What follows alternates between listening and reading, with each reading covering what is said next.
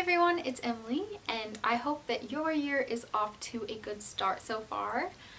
I have the books that I have started this year off reading, and I was going to share my thoughts on them today. The first book that I completed was The Ickabog by J.K. Rowling, and going into this book, I didn't really set myself up with expectations. I kind of just thought, it's by J.K. Rowling, so it has to be good, because I love reading the Harry Potter series and rereading it.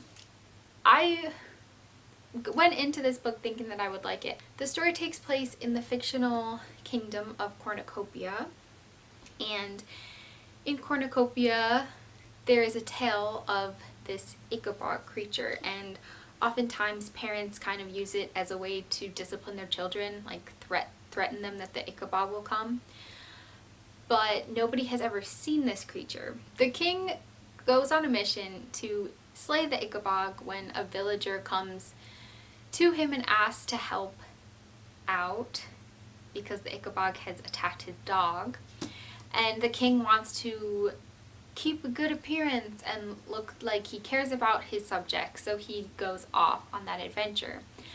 And a lot of things unravel, and there's a series of lies that are spread throughout the kingdom that cause a lot of pain and suffering for everybody that isn't noble, basically.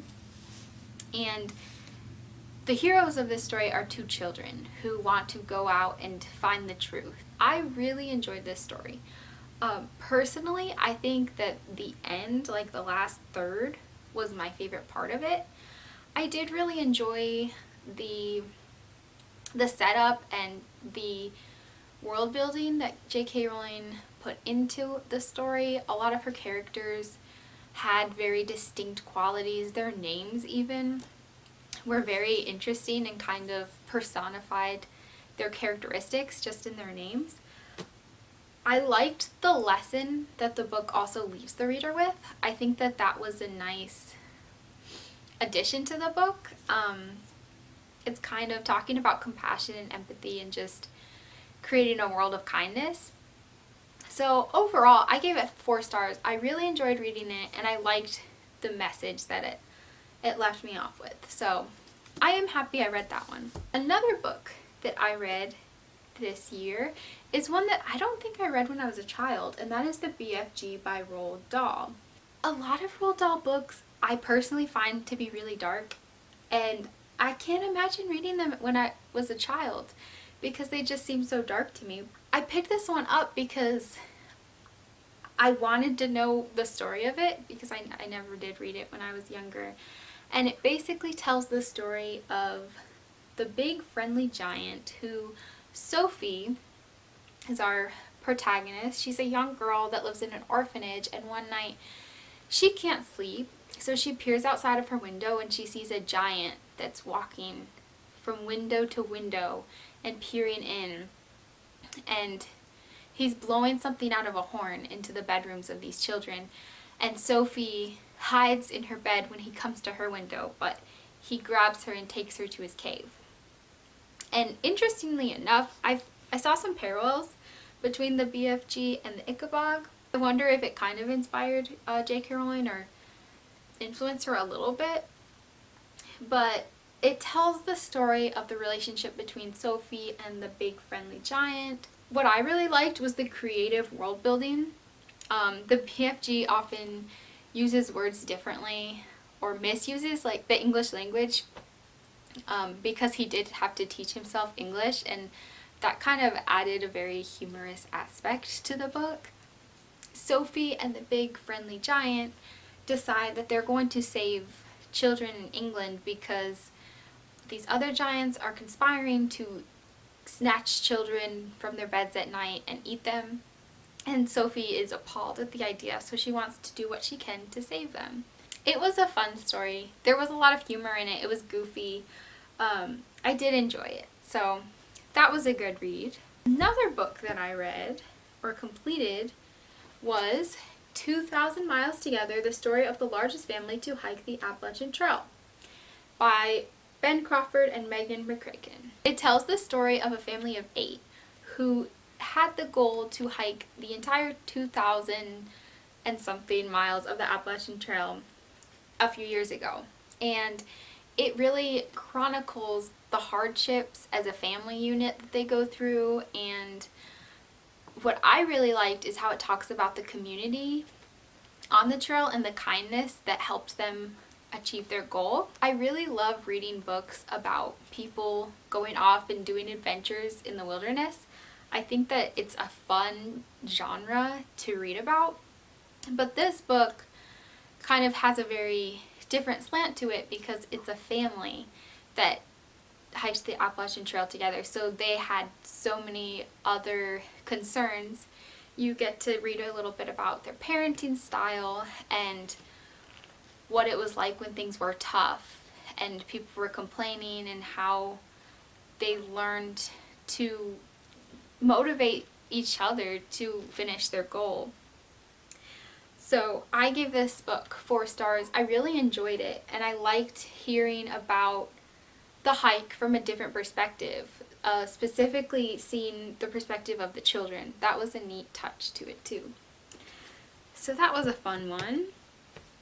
And then after that, I felt like I needed something lighthearted and easy to read. Not because of that book, but just I was craving reading a book that kind of just like took me away. Was kind of just a fun read, and I picked up The Adventures of Hugo Cabret by Brian Selznick, and this was a reread for me. One thing going into the new year, I am hoping to reread more books. I have stopped setting TBRs for myself because I found that it stresses me out, one thing. And another thing is I have fallen into kind of just reading whatever I feel like, and I have been loving that because then I kind of pick up books at the right time and enjoy them more. So I've been rereading more books too because I haven't put that pressure on myself. And this is a book that previously I loved reading. It is told differently. It has all of these nice pencil drawings throughout it, and I would say at least half of the pages are pencil drawings, and there's very little dialogue or words. Sometimes the words take up a very small portion of the book. This is a middle grade book, and it follows a boy named Hugo Cabret who was orphaned, and he lives in a train station, and he watches over all the clocks, so he has to reset them every day and make sure that they are running properly. And he is kind of a mechanical whiz. He is very good at fixing things and seeing what's wrong with something and trying to build and create something new, and just very good at problem solving. So he lives in this train station alone, fixing the clocks, and he is caught stealing by a man who owns a toy shop because he needs to steal parts for something that he's trying to fix. And after that happens, a lot of the mystery of the story is revealed in what Hugo is trying to do. I don't want to give too much away, but it's a fun story. I really like the theme that it leaves you with about creativity and having a need and a purpose to be kind of living out your passion and feeling like you're not yourself when you're not doing that. That was a really ineloquent way to say it, but I enjoyed this book. It's heartwarming, and it's just a lot of fun to read because I'm personally inspired by seeing all of these beautiful drawings. I wish I could draw like that.